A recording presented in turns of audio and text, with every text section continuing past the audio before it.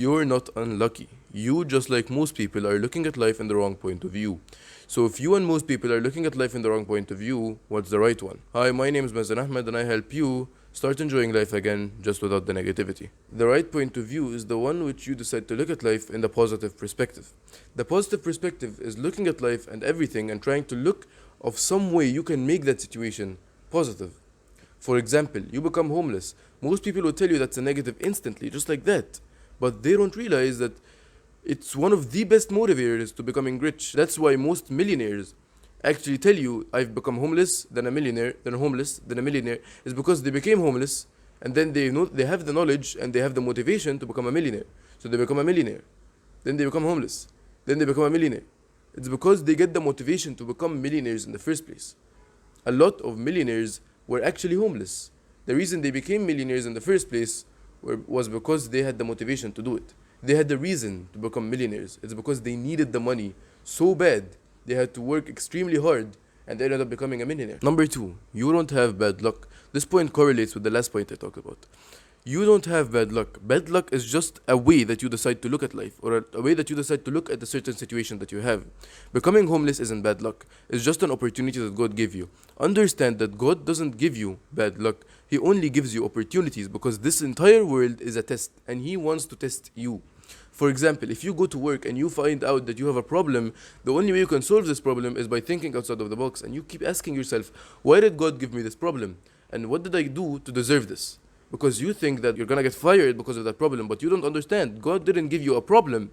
He gave you an opportunity. You only get to that point after looking at life in the positive perspective. When you get a problem that you don't know how to answer, it's simply an opportunity. Because if you're able to answer that problem, your boss might give you a raise. It's an opportunity that God gave you. I'll give you an example. This is one of the greatest examples I've ever heard. If you're driving to work and you're in your car, look to your left, look to your right, and try to find any red cars. Because you're looking for the red cars, you'll see them. Now imagine those red cars are opportunities.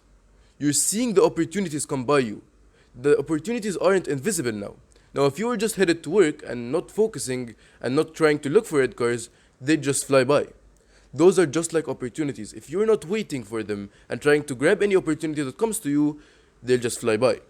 That's why understand when every situation is a problem in your eyes, try to look at it again.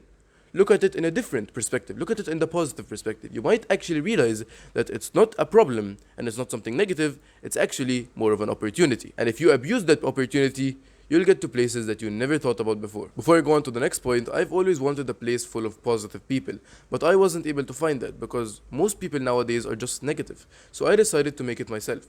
And I like to call it the social media of positivity. If you want to join this community, the link for it is in the description.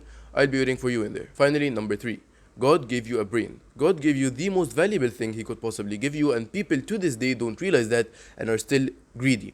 You don't understand this. Imagine giving a dog control over the entire world. He'd absolutely destroy it. He just want to play with the world and he'd ruin it in the process because he doesn't have a brain. He doesn't know how to think. If I gave you the entire world but not a brain, you wouldn't be able to rule the world correctly. You'd have the world, yes, but since you don't have a brain, you'd just be the dog, just more dangerous. And since God knew that already, He decided to give you the brain instead of $1 million. He decided to give you a brain that could generate $1 million if it wanted to. He knew you would be greedy because He literally created you. And He decided to give you the most valuable thing that He could possibly give you. Don't you realize that? He decided to give you the brain that could become greedy in the first place. A brain that could satisfy that greed. He gave you a brain that could satisfy the greed that you had by actually generating the thing that you wanted. But you still don't realize that. You still don't look at that point and you still tell yourself that why did God give me this bad luck?